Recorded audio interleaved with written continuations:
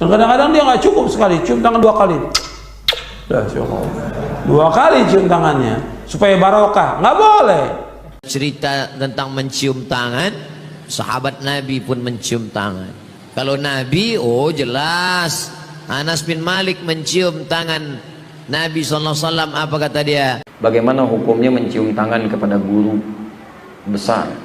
Gak apa-apa, mau guru besar, guru kecil gak ada masalah. Assalamualaikum warahmatullahi wabarakatuh.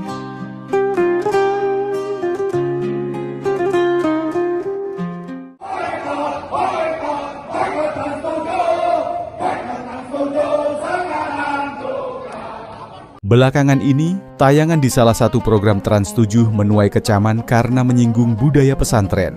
Banyak yang marah karena adab santri, seperti mencium tangan dan menunduk di hadapan kiai, dianggap dilecehkan.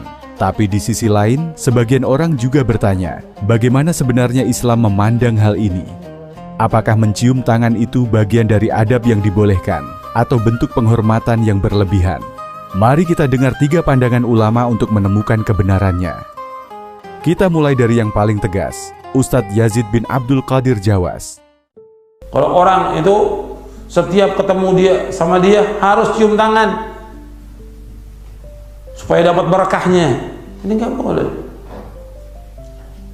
Dan kadang-kadang dia nggak cukup sekali, cium tangan 2 kali. Dah, 2 kali cium tangannya supaya barokah, nggak boleh. Dan dia senang kalau ada orang cium tangan kepada dia, senang dikasih begini. Nggak boleh. Dalam Islam nggak boleh. Sama seperti orang, ya, ini sering juga antum salaman ini begini. Ini nggak boleh, biasa aja salaman. Rasulullah SAW ketika sahabat bertanya, Rasulullah, kalau kita bertemu apakah kita nunduk begini? Tidak, biasa aja. Kalau kita kan biasa sampai nunduk-nunduk begini, nggak boleh. Ini ruku dan sujud itu milik Allah. Nggak boleh orang itu membungkukkan dirinya begini, nggak boleh dalam Islam, tidak boleh, tidak boleh. Sekarang ini kan masih, ya, masih banyak. Kemarin saya tegur juga itu, ada yang salam bungkuk begini, ada cium tangan begini, nggak boleh, nggak boleh. Biasa Islam seperti ini. Jangan dibiasakan kita untuk membungkuk kepada orang lain, tidak boleh, tidak boleh dalam Islam. Jadi menghormat kepada guru biasa Islam. Kepada orang tua dia mau cium tangan boleh, tapi tidak seperti orang ruku dan sujud, tidak boleh dalam Islam. Sebagian ulama lain justru melihat cium tangan sebagai bentuk adab dan kasih sayang. Bahkan dalam sejarah para sahabat, perbuatan ini pernah terjadi bukan karena pengagungan, tapi karena cinta.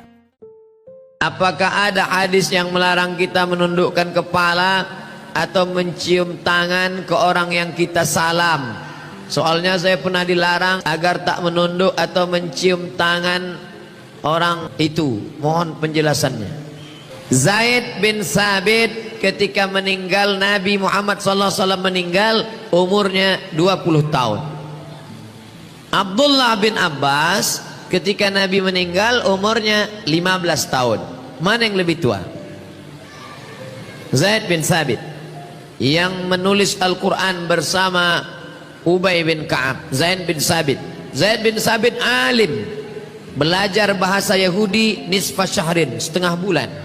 Zaid bin Sabit, penerjemah Nabi, penulis Nabi. Abdullah bin Abbas hebat juga. Zaid bin Sabit mencium tangan Abdullah bin Abbas. Lebih tua dia, lebih senior, alim. Diciumnya tangan Abdullah bin Abbas. Lalu kemudian Abdullah bin Abbas bertanya, kenapa kau cium tanganku Zaid? Kata Zaid, begitu kami memuliakan keluarga Rasulullah Sallallahu Alaihi Wasallam. Karena ayah Abdullah bin Abbas dengan ayah Nabi Muhammad adik-beradik, dicium tangan. Jadi istilah cerita tentang mencium tangan, sahabat Nabi pun mencium tangan. Kalau Nabi, oh jelas, Anas bin Malik mencium tangan Nabi SAW. Apa kata dia? Aku cium tangan Nabi lebih halus dari sutra, atyabu min rihil miski, lebih harum dari semerbak kasturi. Ciumnya tapak tangan Nabi lebih lembut dari sutra, lebih harum dari semerbak kasturi. Rupanya keringat Nabi itu harum. wangi. Tapi bagaimana batasannya? Apakah semua boleh dicium tangannya? Atau ada aturan dalam Islam tentang hal ini? Mari kita dengar penjelasan Ustadz Adi Hidayat. Bagaimana hukumnya mencium tangan kepada guru besar atau ustadz atau orang tua? Gak apa-apa, mau guru besar, guru kecil gak ada masalah. Guru badan besar, guru badan kecil gak ada masalah, itu takrim, bagian dari penghormatan. Itu Nabi SAW dikisahkan dalam beberapa keterangan bahwa indah, beliau punya jadwal untuk mengajar, beliau punya pemetaan prioritas untuk diajarkan. Setelah itu kemudian Nabi berpisah. Tiba-tiba para sahabat kemudian mengejar Nabi, mencium tangannya, salaman. Ada yang menyalami, ada yang cium, ada yang macam-macam, ada yang macam-macam. Riwayat Anas bin Malik radhiyallahu taala anhu. Nggak ada masalah. Silakan kalau itu ditujukan untuk takrim, memuliakan, boleh. Bahkan bersalaman khusus saja At-Tirmidzi. Ma min muslimaini yaltaqiyani fayatasafahani illa ghufira lahum qabla an yatafarraqa.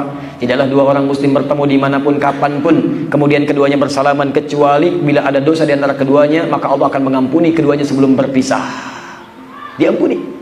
Tapi utang tetap, cuman dosa yang diampuni. Hutang tetap belum lunas.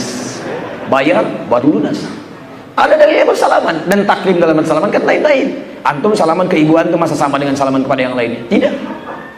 Ada takrimnya, silakan. Nabi dicium, ada yang mencium keningnya, ada yang macam-macam, tidak ada masalah, itu takrim. Takrim, penghormatan, kemuliaan.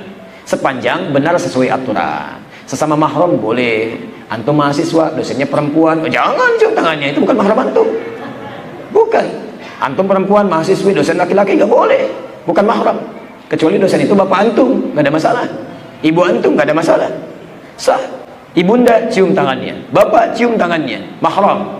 Yang lain tidak. Dengan teman-teman silakan, dengan ustadz, dengan siapapun silakan. Yang tidak boleh jangan mengkultuskan. Jangan mengkultuskan, itu yang tidak dibenarkan. Paham ya? Baik. Ada dalil dan contoh jelas tentang mencium tangan dalam Islam.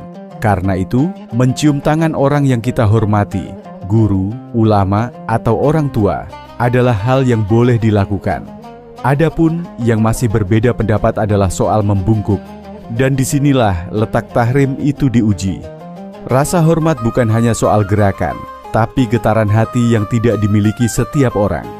Seseorang bisa menunjukkan cintanya dengan cara yang berbeda, dan kita tidak selalu bisa memahami rasa itu dengan logika, karena ia lahir dari keikhlasan. Maka jangan terburu menilai bentuk adab orang lain, karena rasa hormat lahir dari cinta yang tak selalu tampak sama. Selama hatinya tetap tunduk kepada Allah, itulah adab yang sejati. Wassalamualaikum warahmatullahi wabarakatuh.